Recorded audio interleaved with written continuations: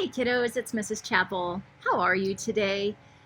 It is another beautiful day here in Albuquerque, and the dog and I are just kind of hanging out. Well, she's hanging out. I've been busy on this computer doing emails and meetings, so I decided to bring my computer outside so that I could sit out here and enjoy the day while I work. Speaking of the dog, some of you have been asking me how she's doing. She's great.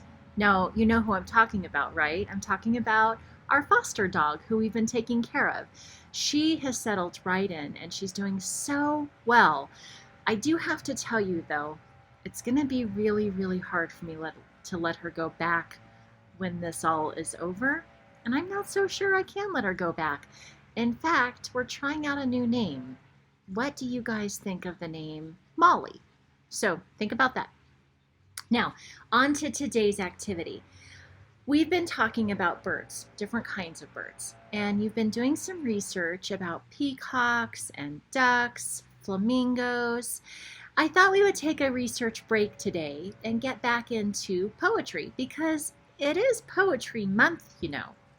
So I have a book that I wanted to share with you. It's called The Proper Way to Meet a Hedgehog and other how-to poems. Now these poems were all written by different authors, but they were selected by this author. I'm going to try with his name, but I'm not totally sure. Paul Janeczko, illustrated by Richard Jones. The publisher of this book is Candlewood Press. You remember what the publisher's job is? The publisher is to actually make the book. Now, this book has a bunch of poems about how to do things. So, for example, how do you meet a hedgehog? And there's one poem in here that I wanted to share with you today about how to sit and watch birds. So, hang on for just a minute and I'll share this poem with you.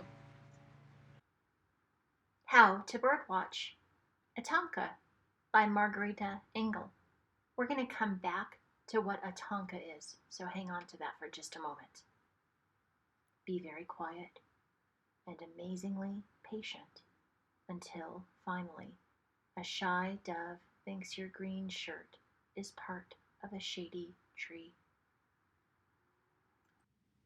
I told you that we would come back to discuss what a Tonka is, and I'll be honest with you, I didn't know what a Tonka is.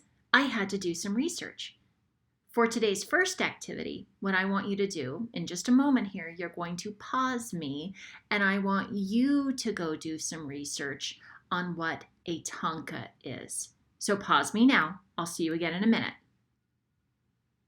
Okay, are you ready to continue our discussion? What did you discover? I found that a Tonka is a traditional type of Japanese poetry that has 31 syllables, so 31 beats. We'll count those beats in just a moment, but there was the one other thing about a Tonka is that it's written in one line. Did you notice about this poem, there was no punctuation in it? Let's get back to our poem, and as I read, let's count out the syllables. It should have 31. Let's check.